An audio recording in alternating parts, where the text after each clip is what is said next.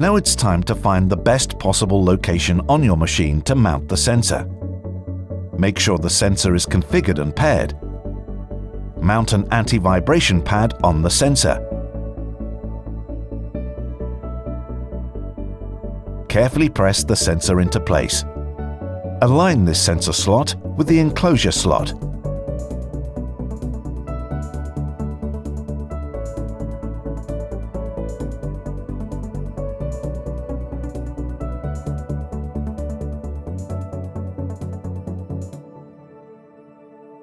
You may have to push hard, but that's okay, since the sensor is quite durable.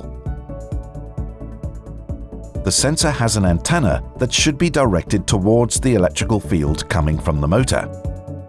Start the machine and hold the sensor close to the electrical field. On a petrol machine, it's best to place the sensor so that it can detect the electric current going through the thick cables to the spark plug. It will blink once for every detected ignition spark. Make sure not to cover the antenna with your hand, since this will weaken the signal. You can check the signal strength by moving the sensor around and observe the LED diode.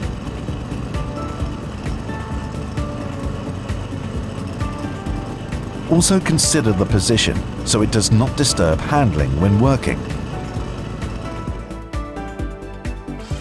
On an electrical machine, you may find several spots for good sensor readings, but try to find a mounting position that doesn't interfere with the machine handling. If you have found a good position, it will start to blink once a second.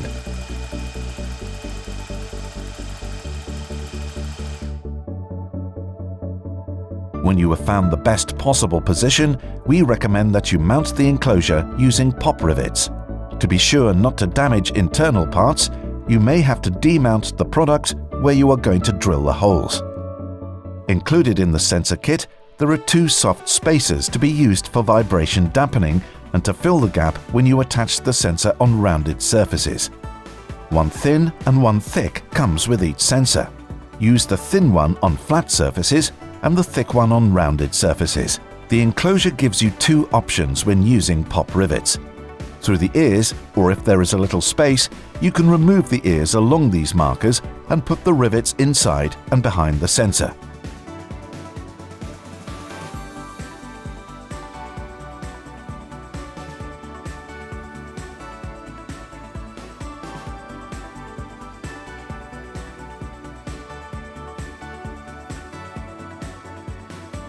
Carefully drill 2 holes in the machine cover and fasten it with rivets.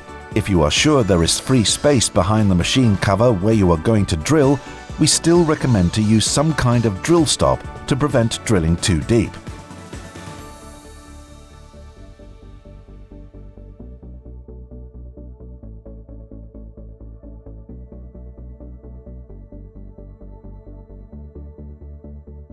And close the lid.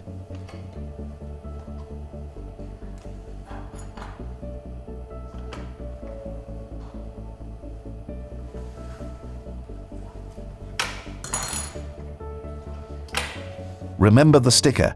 Before you put it on, make sure to clean the surface. Use a water-resistant pen and write a name by which you can easily identify the machine. When you mount the sensor using the holes on the inside, you do it like this.